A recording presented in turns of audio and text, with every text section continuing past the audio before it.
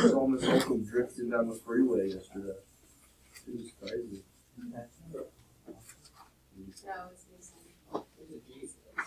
No, it's not a G. Oh, yeah. Okay.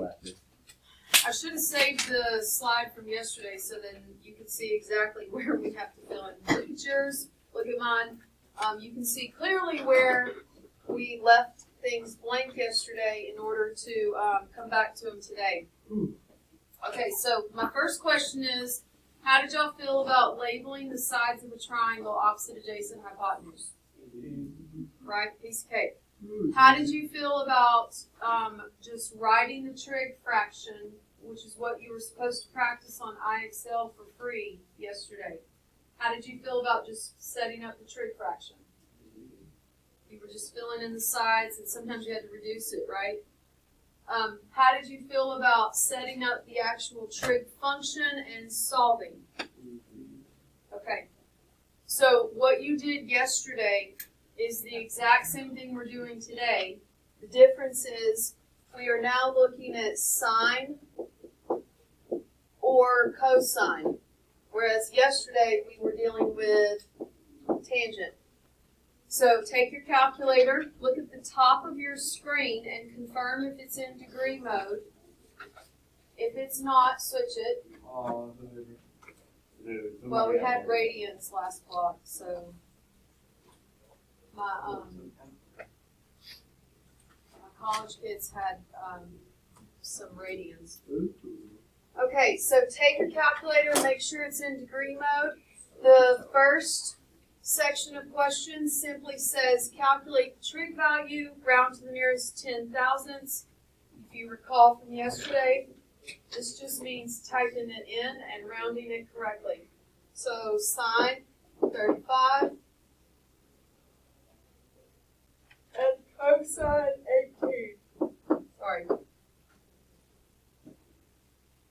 Rounding to the nearest 10,000ths means how many digits after the decimal? 10,000ths. Is how many digits after the decimal? Okay, if you can't answer that question, then here's what you should be asking yourself. How many zeros are in the number 10,000? 4. There's 4. So it means rounding 4 decimal places, which means you're checking the 5th digit. Look at those two, round them correctly, and then let's see if you get the right answer.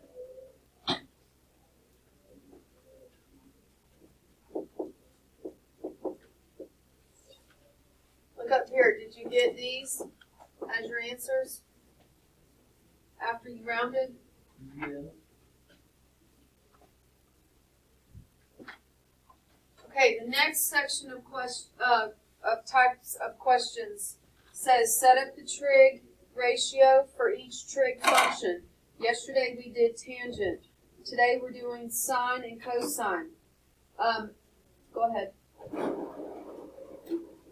Looking at the triangle, yesterday we labeled that this is the hypotenuse.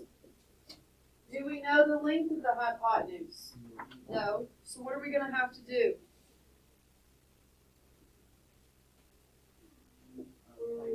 We're going to have to do the Pythagorean theorem here before we can even set up these trig ratios. We need to know what the length of the hypotenuse is. So everybody right now do the Pythagorean theorem. I will tell you it's an ugly number and we're going to round it to the nearest whole number so that it's pretty. Do the Pythagorean theorem right now to find x.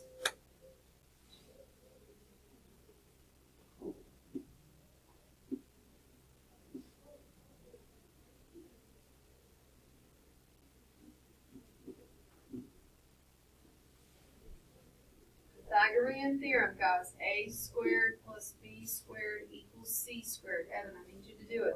Oh, are you done?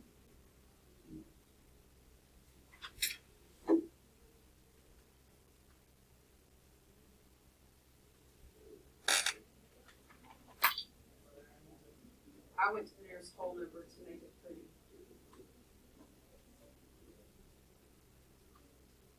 Which Holcombe would you 61.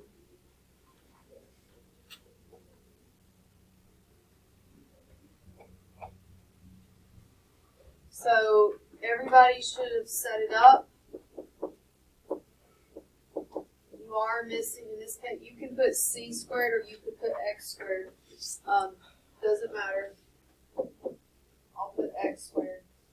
But you should get that it's the square root of 3,754, right?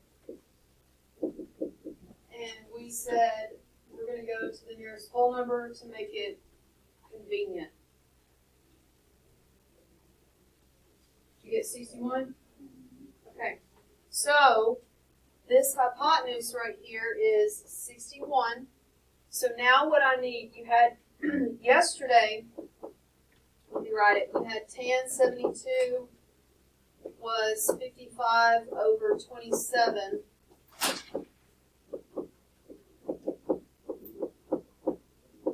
Okay, so today we're filling in sine and cosine.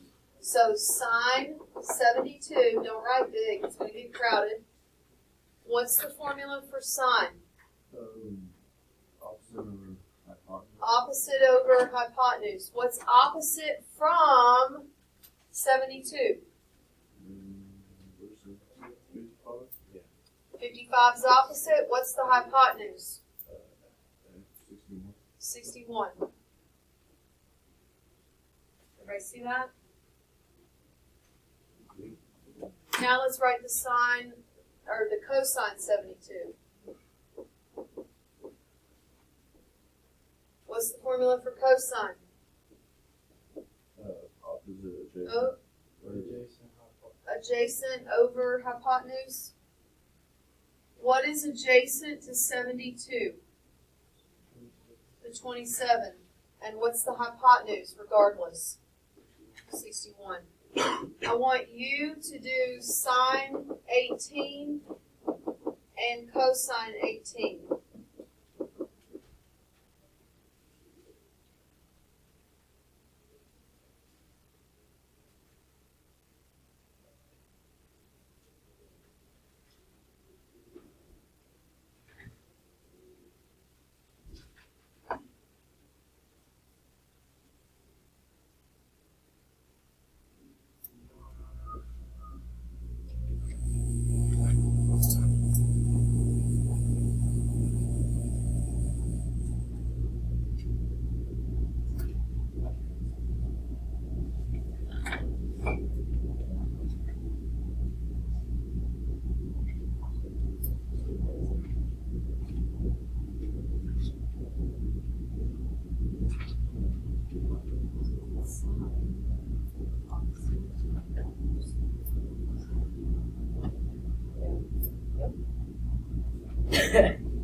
Point of that question is to see that you understand that when you have a choice fraction with its ratio, it's actually giving you two sides of a triangle. And that's the point of the question.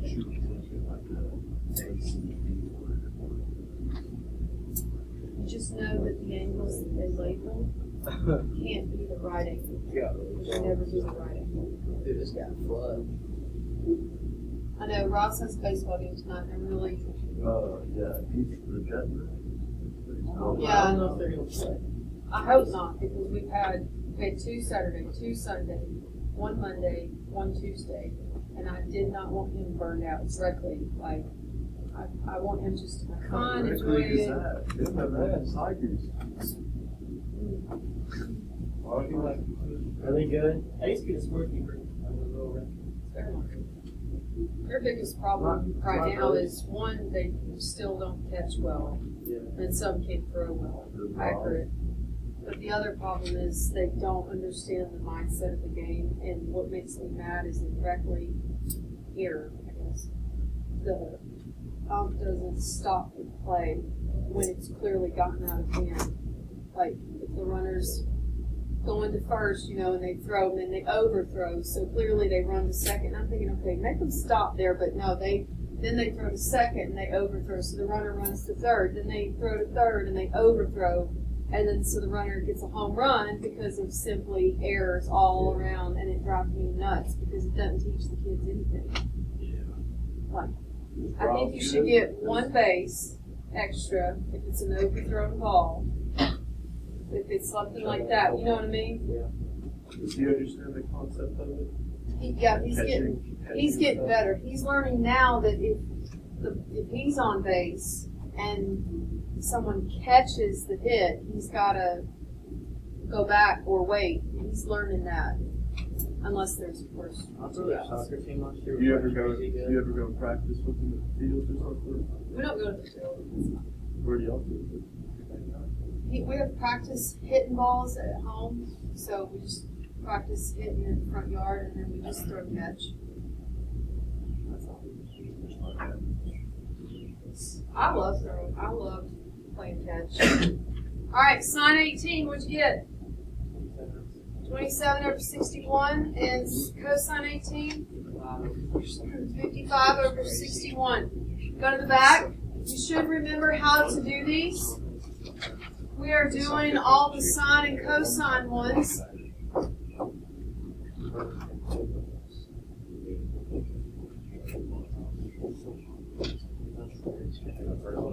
Yeah, if you already remember how to do it, take off. I'm going to lead you. All right. So across the top was where you draw the picture and you label the acute angle that they give you. I labeled mine at the bottom. And then now you fill in the two sides that the trig function represents. So if it helps, you might want to copy your formulas at the top, all three of them. Yesterday we wrote TOA, but now you need sine and cosine.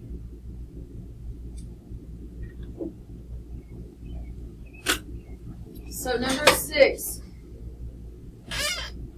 sine of A is 9 over 41. Well, the formula for sine is opposite over hypotenuse. So this is telling me that the opposite measures 9 and the hypotenuse measures 41.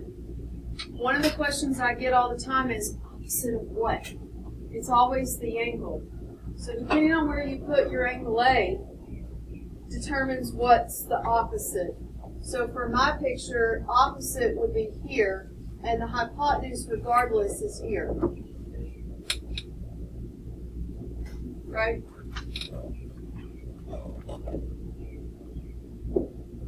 Now the formula for cosine is adjacent over hypotenuse. So adjacent to angle A is going to be 5, and the hypotenuse is going to measure 8.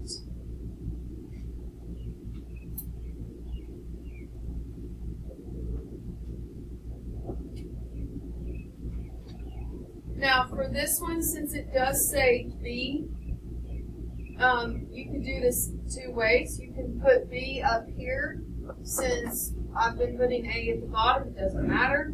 Or you can put B at the bottom. This is just seeing, do you know how to label a triangle based on an angle and its trig ratio? So if I did B at the top, it says sine, that's opposite over hypotenuse. Opposite of B would be 4, and the hypotenuse would be 10. If you put B at the bottom, then your 4 would move, correct? But the 10 would stay put. All right, next section of questions says, get the ratio based on the picture. Well, you should notice in the picture that something's missing. The hypotenuse is missing. But hopefully something rings a bell from Monday. What's the hypotenuse going to measure here? It's going to measure 5 because it's a 3, 4, 5 triangle with the 5 landing in the position of the hypotenuse. This is a 3, 4, 5 Pythagorean triple triangle. All right, so now I can write my ratios for sine and cosine of these angles. So y'all do that, and then I'm going to put the answer on the board. Write the ratio for the sine and cosine of all those angles.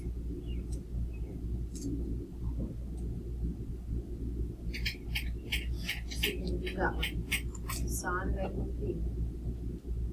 You're not typing it in the calculator, you're just writing the fraction based on the formula.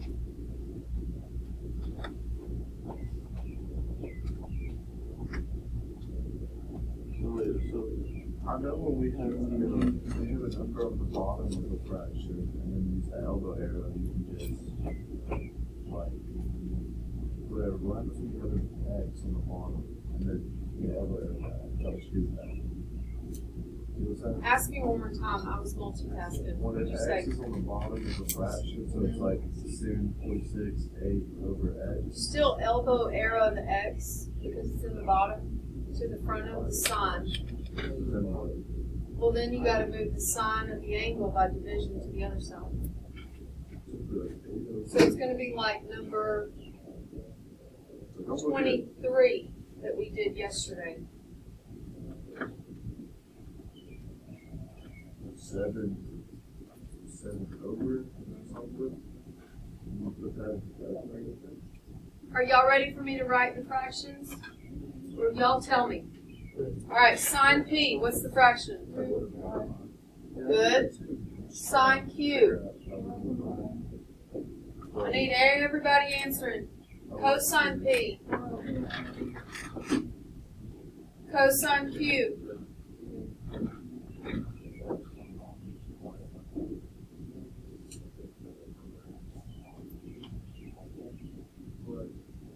Alright, the next one, we did this yesterday. We found the missing side length to be 5. So you should be able to fill in these fractions now.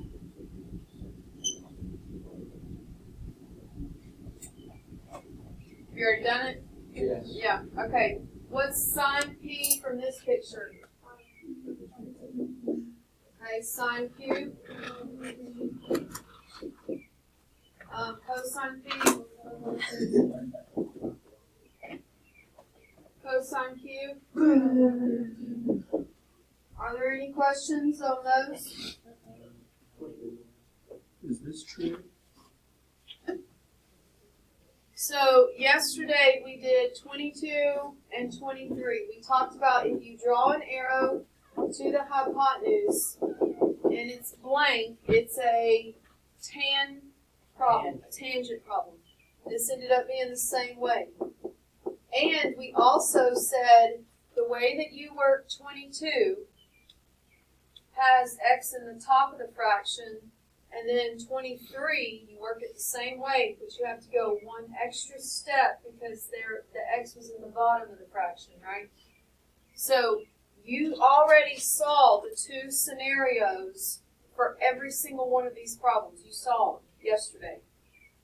Now let's look at 24. Here's the biggest question people ask. How do I know which trig function to use? Because if only so much info is given, then you can only use one trig function, right?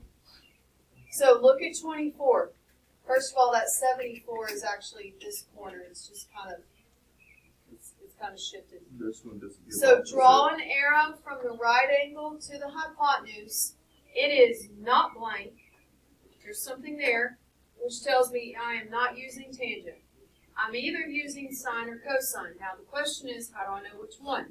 Label your picture. There's no opposite. If you label your picture, you will know exactly which trig function you're using.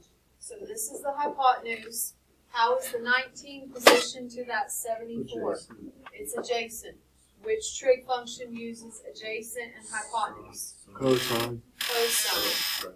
So we're going to set up our trig function. Here we go. That's opposite. Kind of crowded here. Trig function, angle measure, equals, fraction bar. The formula for cosine is adjacent over hypotenuse. Now you have to solve it by shifting things around to get x by itself. The first thing you do, regardless, is cross multiply with the elbow arrow, the x to the front. Please show your work, because number one, you're more likely to get it right because you're not trying to do it in your head. Number two, should you get it wrong, I can nail down exactly where you messed up if you show your work. And number three, if you show your work, you can see, can I go to my calculator yet, or do I need to do one more thing? And in this case, I've got to do one more thing. This is attached by multiplication. I just come in here and strike it out and say to myself, okay, so it's going over here, and it would move by division. And that's when I go to my calculator and type 19 divide cosine 74. And the directions say round to the nearest tenth. And you get what? You get a huge number which makes you think it's possibly wrong. But it's not wrong because look, this short side was 19. So the longer side's got to be bigger than 19 by a lot, right? And then the hypotenuse has to be the biggest side. So 68.9 is okay in the context of the problem. Let's go to 25. Draw an arrow to the hypotenuse. It is not blank, so it's not tangent. I'm going to label it with an H. Then I'm going to put an arc on my angle to focus my attention from over there, or a star, whatever you want to do. And I'm going to say to myself, how is the 8 positioned to that 46? It is opposite. Now I can see that I'm using which trig function? It's a sine problem. So set it up. Trig function, angle measure, equals, fraction bar. Fill in your fraction with the formula for sine. Opposite over hypotenuse.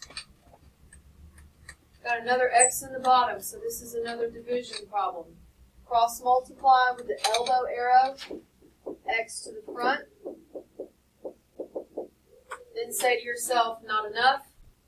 Sine 46 would move by division underneath.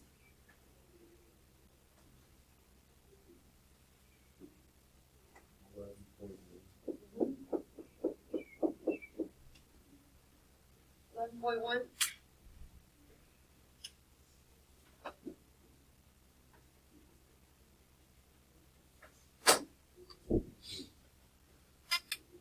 Now I want you to do 26 and 27, and then I'm going to put it on the board to see if you got it right before we go to our practice.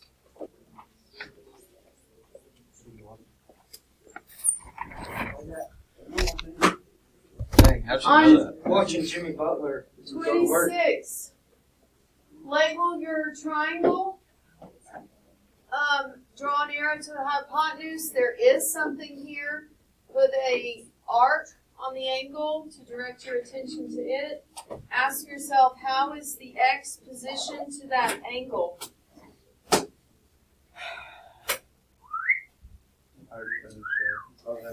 How's the x positioned to the angle? Equal. Adjacent. Thank you. Come on, y'all. So which trig function is adjacent and hypotenuse? Cosine. Angle measure equals fraction bar adjacent over hypotenuse. This was the short and sweet one, right? Yep. 12 cosine 54 is what goes in the calculator. X equals 7.1. Thank you, because I can't do that in my head. 7.1.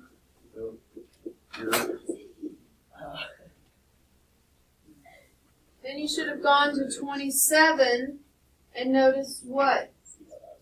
We did 27 yesterday, right? No. Oh, I did. 27 is Tangent. blank on the hypotenuse, which tells me it's tangent. Don't forget tangent. Tangent, angle measure, and if you need to, come over here, label it, so there's the angle. So what's x? It's 61. Wait, opposite, and then 20 would be adjacent, right? So x over 20, cross multiply. You should have found X to be 61.6. Yes? Uh-huh. Okay. So we have two things left to do. The first should be fairly quick because there's no solving involved. Let me repeat, there's no solving involved. Around the room are a bunch of task cards that are saying find sine A, find tan A, find cosine B. It is simply asking you to find the ratio based on the picture. It's not asking you to solve anything, okay? So you don't need like scratch paper or anything. I've got an answer sheet for you. You're going to walk around the room and you're going to find, what you have to do is I'm going to give you a little piece of paper to start with. Let me show you. Let me hand you the paper. Give you a fraction to start with, and what you're going to do is walk around the room and find the ratio, the fraction that I gave you in the top left corner of the orange papers. So, for instance, let's say I handed you 3/5. This right here, this paper has 3/5 in the top left corner. So you're going to write this in box 1. This is your starting place. Answer the question. Oh, this is telling you where to start. You don't write this in box 1. You write the answer. So this tells you what card to start with. So box 1, I would find the cosine of C. Well, in my picture right here, you can't see it from there. The cosine of C adjacent over hypotenuse is this. Okay? Now, you do have to reduce the fraction if possible. I think there's only one that reduces. I think one of them reduces. I think all the others end up not reducing. But to check if it reduces, you would go to your calculator and you would type 80 divide 89, and then you would hit math frac to see if it reduces. If it reduces, you run with that. If it does not reduce, now I'm going to find 80 over 89 in the top left corner of one of the orange papers. And there it is. And that would tell me that's my question 2. Does that make sense? So then you repeat. Y'all with me? All right, I'm going to give you the paper that you're writing your answers on. Remember what I just said. Your starting question, your answer to the starting question goes in box 1, and then you just follow the order. Okay? So your answers will be different than your neighbor, but they will all be in the same order. Y'all with me? Okay. Call this 74. You don't hand me a paper or what? Man, shut your Mason. bung. Don't forget I'm recording, guys. Thank goodness there's such thing as Grand Wizard. 2, 3, 4, Two. 2, 3, 4, 5. Hand that to Liam. That's Liam and McKenna's and Ashlyn. No, we're not doing that today. Did you see the one on Chase's leg? All right. He was strapped up. He's definitely strapped up. Strapped on.